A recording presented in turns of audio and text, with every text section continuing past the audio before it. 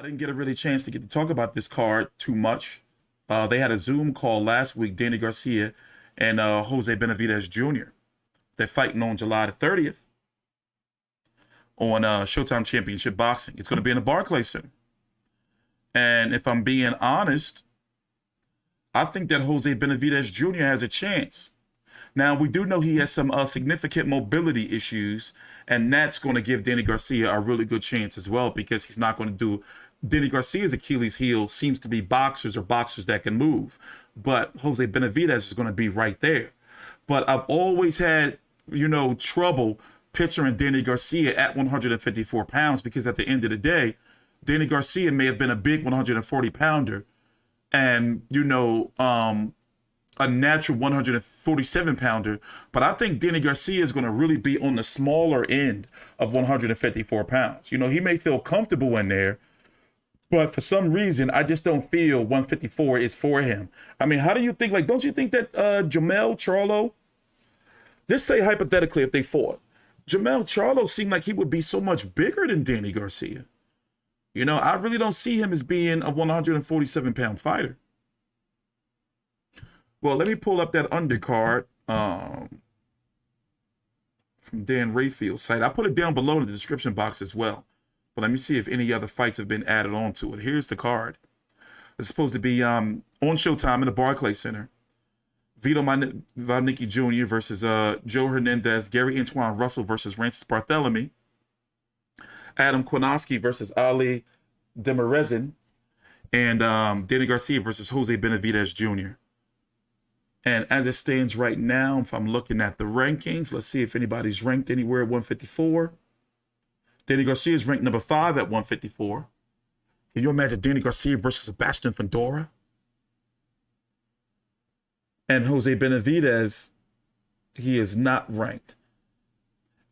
And didn't a lot of people feel that he lost this fight against Francisco Torres? I believe I did too in my post-fight video. I believe he let this dude outwork him, didn't he?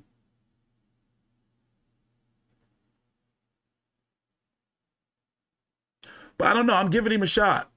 And he's on his last, no pun intended, he's on his last leg too. Y'all think Danny Garcia got it? I'm interested in seeing how he looks at 154, but for some reason, I just think that he may have bitten off a little bit more than he can chew. Here, let's go listen to a little bit of the media call.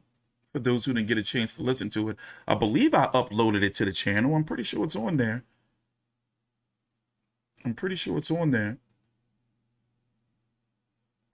But I'm guessing if Danny wins, he's definitely going to go on to a significant fight. I wouldn't be surprised if he gets to jump the line. Now, of course, Charlo, he's got mandatories out the ass right now. For example, they're trying to sort out what's going on with Bakhram Murtazaliev, the IBF mandatory. Tim Tszyu is the WBO mandatory. Sebastian Fundora is the WBC interim WBC mandatory.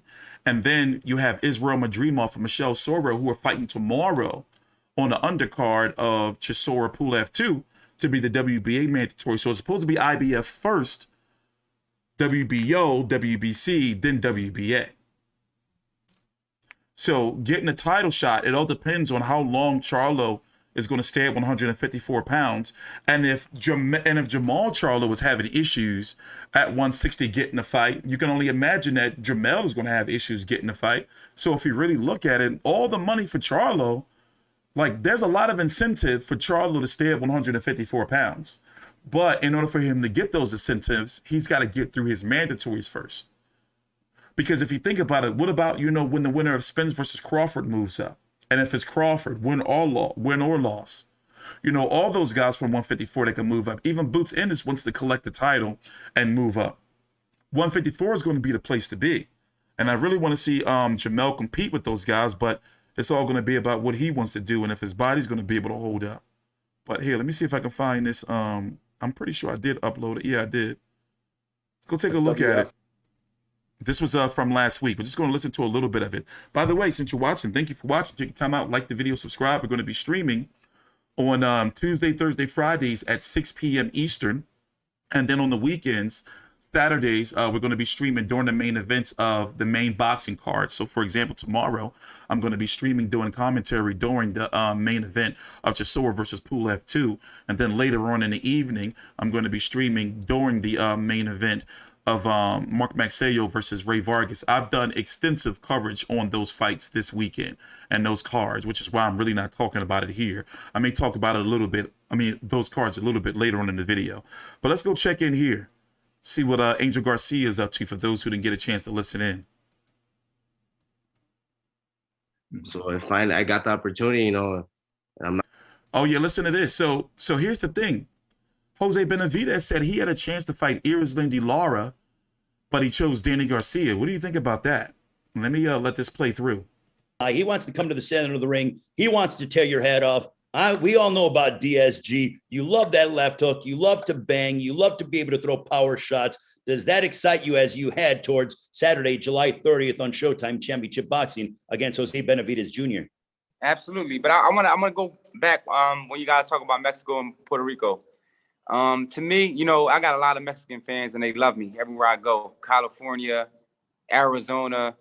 So the Latinos love me, period. So yeah, it is Mexico versus Puerto Rico, but when Danny Garcia steps in the ring, he represents all the Latinos. They love me everywhere. So I love my Mexican fans. I love my Puerto Rican fans. I love Argentine fans, all the fans around the world. So when Danny Garcia steps in the ring, he just don't fight for one Latin. He fights for all the Latinos around the world.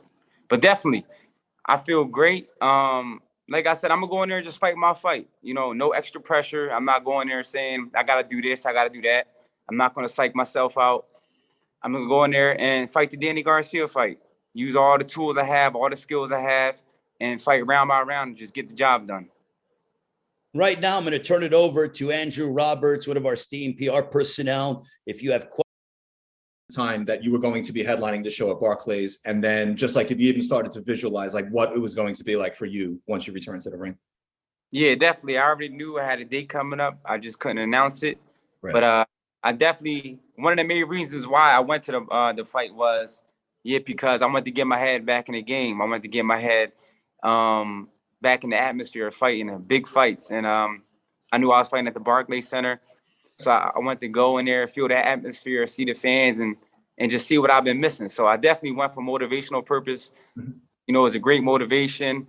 It was a great night of boxing, and I plan on doing the same thing July 30th.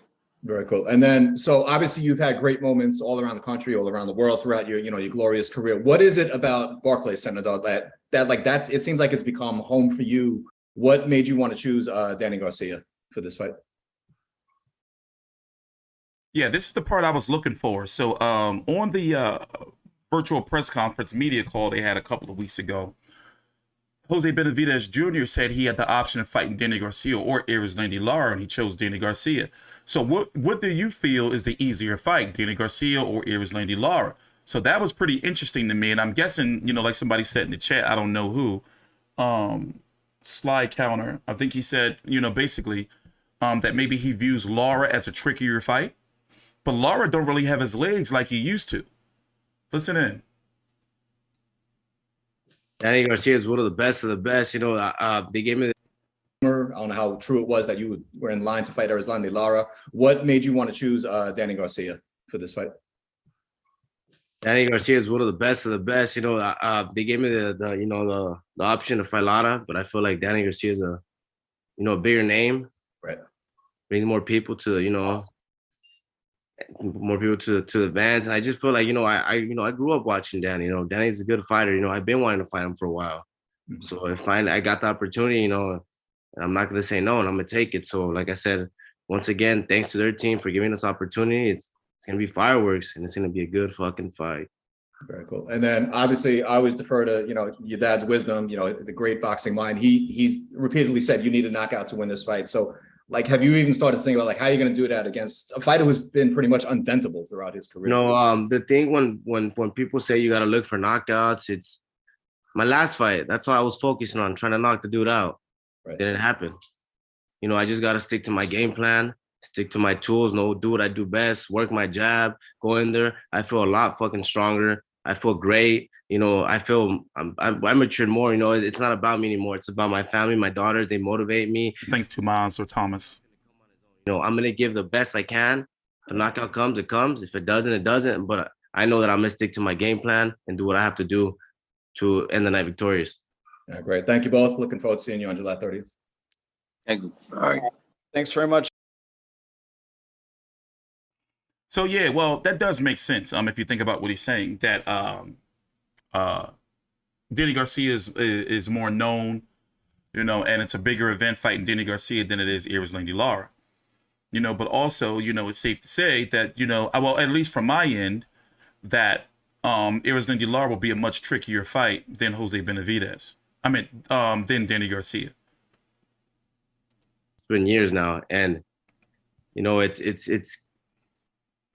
words can't even explain how excited and, you know, how happy I am for this fight. You know, it's gonna be a war. You know, he stands there, he bangs. I love to bang. You know, the previous guy I fought just kept running, and like I said, I was too focused on trying to take him out that it didn't happen. And I look bad. I'm not gonna, you know, lie or, you know, make excuses. I didn't look how I thought. You know, I tried to do too much and I didn't do enough. You know, but for this fight, I'm staying focused. I'm ready. I'm in shape, and like I said, it's gonna be a great fight. I hit hard. He hits hard. There's gonna be a knockout, whether we look for it or not. So it's gonna be good. One more question for Jose Senior. Jose, is it good to see your son after like the long layoff between fights? He got the last one. Now he has less time between fights to have him. I mean, who needs to win more? In my opinion, I think that Jose Benavidez needs to win more. He's lost 2 straight. Well, one of them was his last fight was a draw. But Danny Garcia, he can just say, well, you know, 154 was too big for me. I'm going back down to 147. I think that Danny Garcia can take a loss here, you know, and still be able to somewhat rebuild to where Jose, I'm not so sure, you know, because then at the end of the day, he'll be losing to, you know, I feel that Danny Garcia is the smaller fighter. Just my personal opinion. And Jose Benavidez, he started down at 140, if I believe. Let me go check. What division did he start at? 140, yeah? A lot of people thought that he was on the ropes too much against Mauricio Herrera. And of course, we all know what happened with Mauricio Herrera, Danny Garcia, down in Puerto Rico. You know, he got shot. I believe it was in the hand and in the leg, and he hasn't basically been the same since. Met Terrence Crawford in an exciting fight while it lasted, until he ended up getting stopped. Came back, 3 years later. I didn't even know it was that long. That was a 3-year layoff he was on, again after losing to Terrence Crawford. I can't believe that was back in 2018. You know, had this draw against Francisco Torres. A lot of people felt that he lost that fight. And now he's back against Danny Garcia, 36-3 with 21 KOs.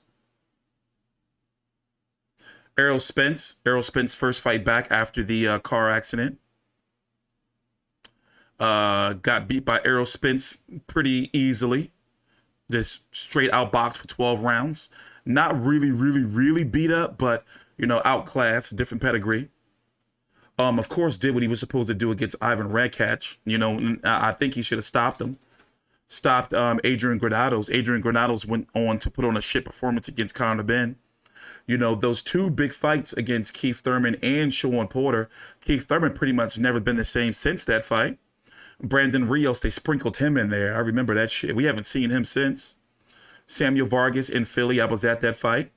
The Robert Guerrero, a lot of people felt that was a little, you know, like basically it was like 2 years too late. It was almost like it felt like with that fight. The same thing with the Paulie Malignaggi fight. It was like, okay. But if you look at Danny Garcia's resume, win or loss, there's a lot of, you know, there's a lot of smoke and mirrors there, though. Don't get me twisted. There is. But there still is a phenomenal resume here if you look at just the names that are on it. From even if you think about the fact that he's got guys like Nate Campbell, Kendall Holt, Eric Morales, Amir Khan, Zab Judah, Lucas Matisse. Even though like like just from the resume standpoint, at the names that are on there, Mauricio Herrera, Lamont Peterson, Paulie Malignaggi, and how can I forget? Rod Sulca, you know, Keith Thurman, Brandon Real, Sean Porter, Adrian Granados.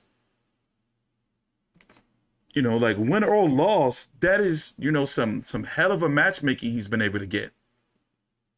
Let's go hear what Angel had to say. And I just feel like Never left. He's going to go on a bit of a Hispanic type of tirade a little bit. And he's going to sell the fight too. But anyway, let me go to the end of it because he was talking for a while. Of the United States of America. Tú puedes decir lo que tú quieres, ahí puedes decir. Okay, it takes a gladiator to get in that ring. No todo el mundo puede hacer este deporte. Porque you can't play boxing. You know what I'm saying? So, yo lo respeto a cualquiera que se mete ese ring. Pero July 30 se verá el ganador, Danny García. Sé que están diciendo que necesitan knockout y todo, pero está bien. Porque eso dicen mucho, está bien, eso no es nada malo. Porque eso sí son la libertad para hablar. ¿Tú entiendes? Claro. That's freedom of speech, according to the Constitution of the United States of America. Tú puedes decir lo que tú quieres, nadie puede decir nada malo. Pero July 30, la gente que no se olviden, July 30 is Showtime. All you got to do is pay your cable bill. Because there's no more Donald Trump giving out nothing. There's no more free money. So you got to pay your bill. Lock in the Showtime. Don't forget, July 30, Danny Garcia versus Benavidez Jose, okay? So don't forget, guys, Showtime on Showtime. It's not free. You got to pay your cable bill.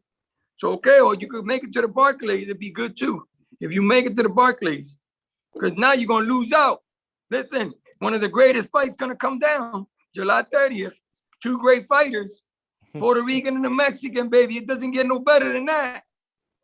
Okay, God bless you, brother. Make sure you pay your cable bill. All right. Thank you for that, Alberto. Orion, if you whatever you are, don't matter. To me, we're all the same. We're all the same, and we all want a good show, you know? So that's what I train for, and that's what I do. I try to put on a good show for everybody. Okay.